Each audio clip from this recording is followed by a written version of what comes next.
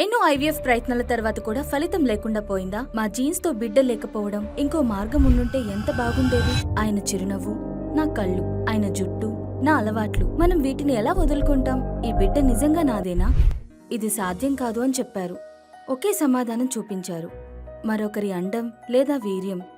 IVF చేసిన జంటల్లో 50% కంటే ఎక్కువ మంది మరొక వ్యక్తి అండం లేదా వీర్యంతో గర్భం దాల్చారు. 49లో పరిష్కారం అంటే ఎప్పుడు రాజీ కాకూడదని మేం నమ్ముతాము. అందుకే మా వాగ్దానం సెల్ఫ్ ఐవీఎఫ్ సైకిల్.